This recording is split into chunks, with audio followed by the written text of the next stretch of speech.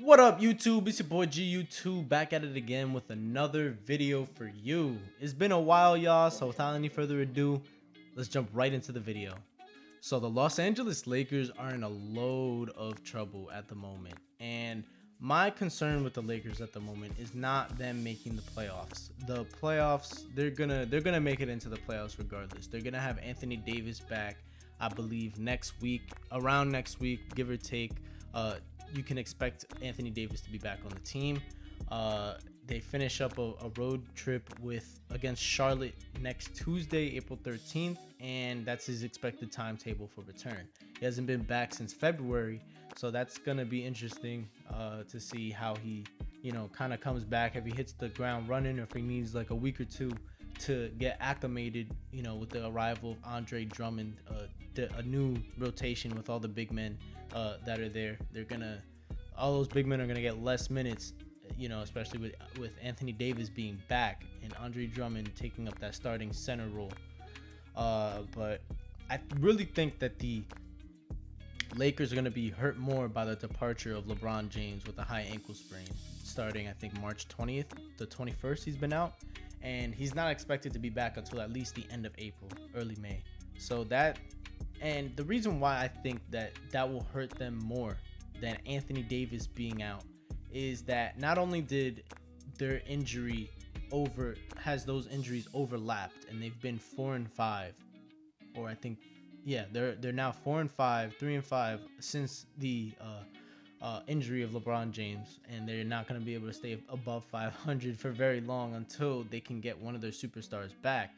But it's just why it's going to hurt them more when Anthony Davis back versus LeBron James not being there is that LeBron James is one of their main playmakers. And when we saw that, when it was just Anthony Davis out in early February, mid-February, all through March, there was not a lot of playmaking. That was because Dennis Schroeder was also injured and in and out of the lineup through early to mid-February. No, mid to late February and early March. He was in and out of the lineup a lot.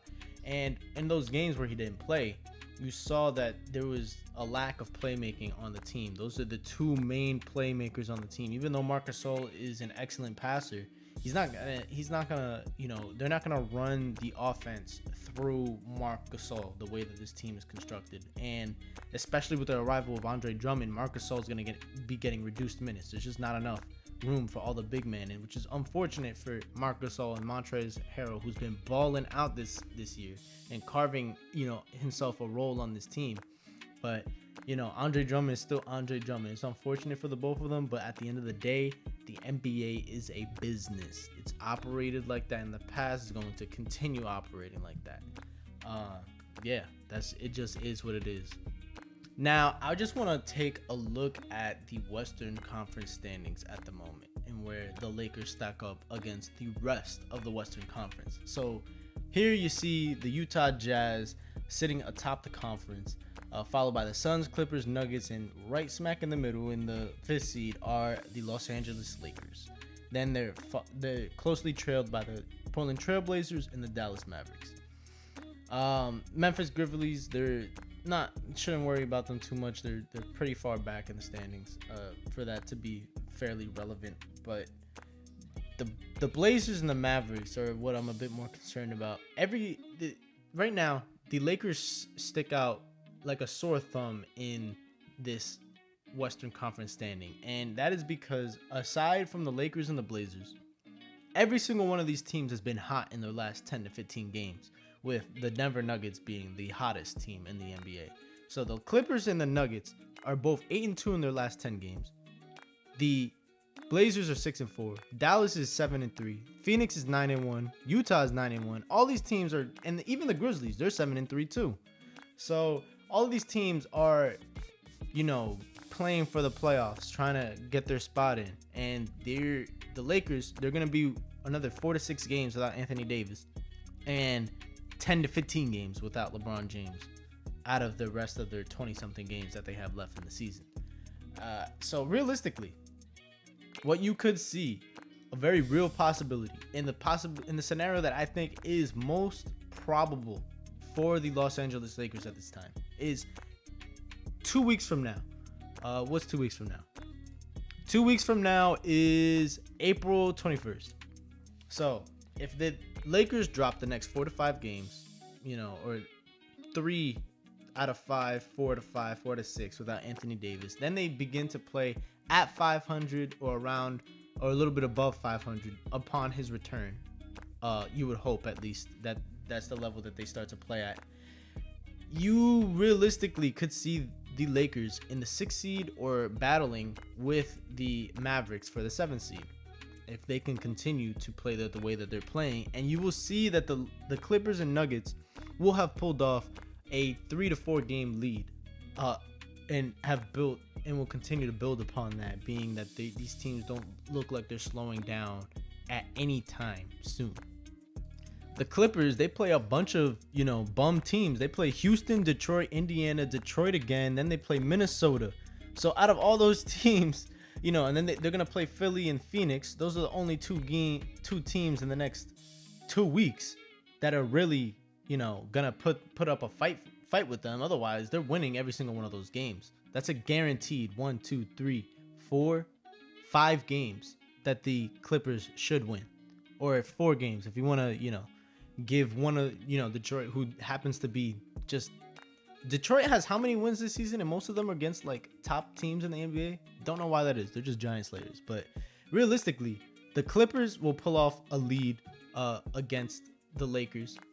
And although the Nuggets do have a fairly tough schedule coming up, these are all winnable games for them.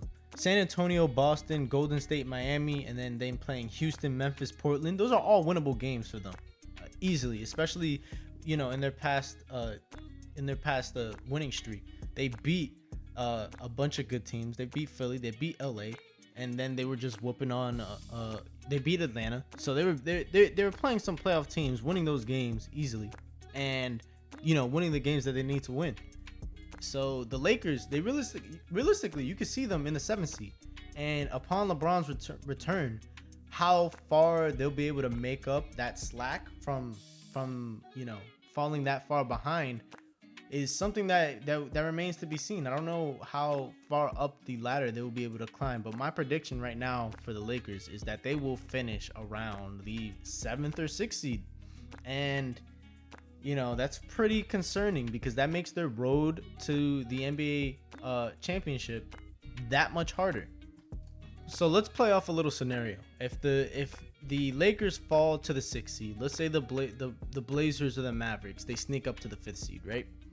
And everybody else stays the same. The Lakers are going to have to play the Clippers in the first round, followed by the Suns, who would most likely move on to the conference semifinals and have to play the Suns.